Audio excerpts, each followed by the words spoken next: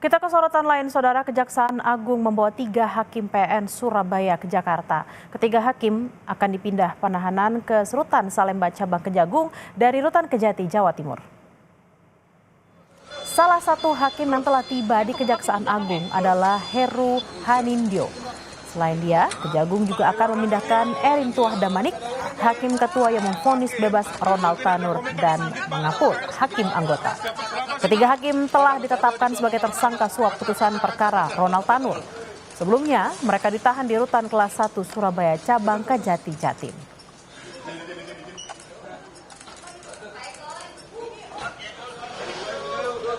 Pada saat nyaris bersamaan, Saudara, mantan pejabat MA Zarofica kembali diperiksa Badan Pengawas MA di Kejagung.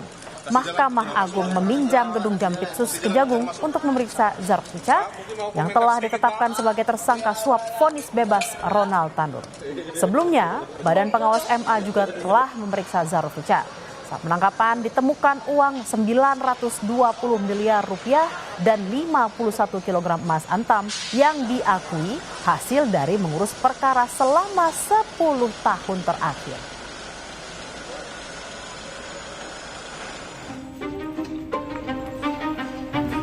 Tim penyidik Kejaksaan Agung menetapkan Ibu Ronald Tanur Meriska Wijaya sebagai tersangka kasus dugaan suap atau gratifikasi dalam vonis bebas Ronald Tanur.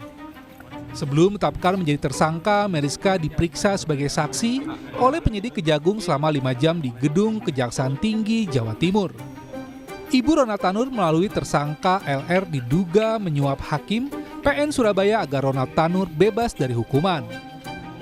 Setelah dilakukan pemeriksaan sebagai saksi terhadap MB, penyidik telah menemukan bukti yang cukup adanya tindak pidana korupsi, yaitu suap dan atau gratifikasi yang dilakukan oleh MB, sehingga penyidik meningkatkan status MB, Ibu terpidana Ronald Tanur, dari status semula yaitu saksi menjadi tersangka.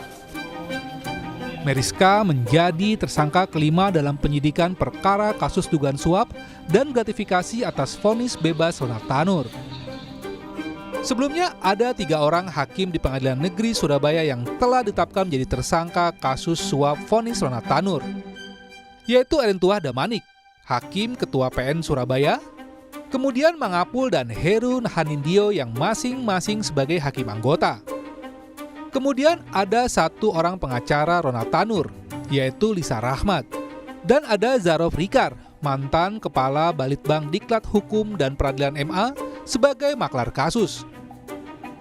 Pihak kuasa hukum tersangka menegaskan bahwa kliennya akan patuh pada proses hukum yang dilakukan Kejaksaan Agung.